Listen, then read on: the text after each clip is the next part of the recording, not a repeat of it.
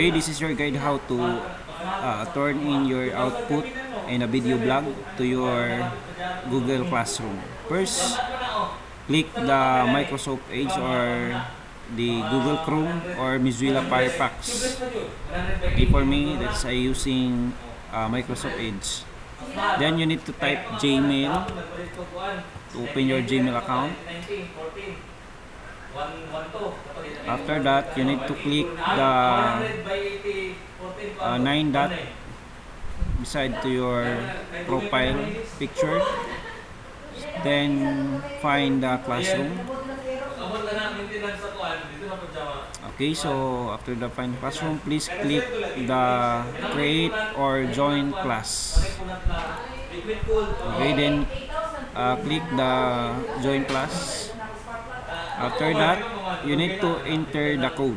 So the code, using the code, I will sending the code for the GCs.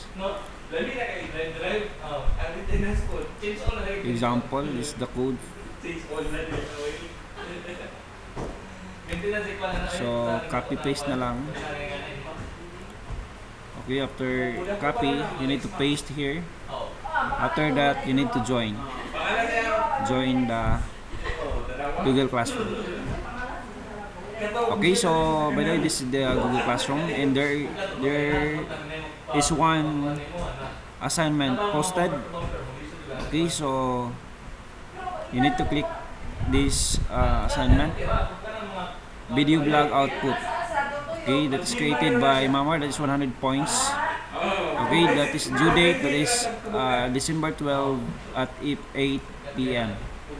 Okay, so take note. Please upload or turn in your video on before December 12, 2025 at 8 p.m. Failure to submit on time will result in points being deducted based on the video blog rubric. Okay, so that is the date or the date time dated. Okay, after that, we need to submit or we need to turn in our output or your video.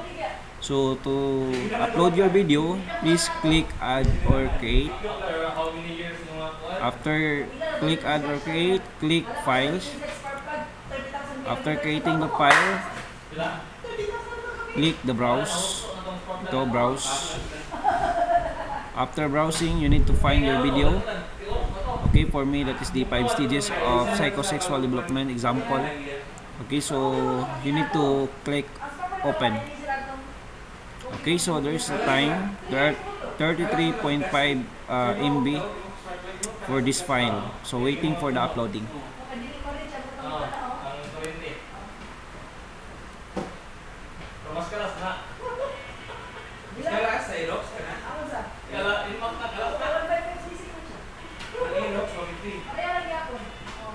Siyempre ang resto niya. Depende lang. Sipit pakai brand new pa. Dito video? Dito ang 400 ako, ang 160 na ko ang panggas. Dito ko inatan. Sa yung taman si Era. Wala. Yung balik ko. Okay na agad? Oo. Dili, ang gasolina niya ba? Ano? 400? 400 kapin. Dito ko inatan. Dito lang ang balik ko kasi Era, taman. Nagsalang sa ko. Mag-sure. Lagi. Kanang 400 ni mo? Mag-iyon na lang. Ay, ang isang upload lang ni 400? Ang puta? Dili, 400 kapin. Nag-iyon. 70 kilos na. Nag-iyon na lang siya. Kaya ako pagsabog ka. Gikan ipil. 400 daan sa dito o nakatubig pa ka dito? Wala. 400 daan ang dito. Oo. Dahil nagpuso buo. Balik ko. Okay, so after uploading, so you need to look the files. That is 5 stages of psychosexual. That is the file. Then you need to turn in. Okay, you need to turn in because it is visible to the teacher to check your output. Okay, you need to click turn in. Okay, so turn in your work. Yes, you need to turn in. Okay, click turn in. Okay, so after submitting or the output is submitted, okay, it's already submitted and visible to the teacher. Okay, thank you and God bless.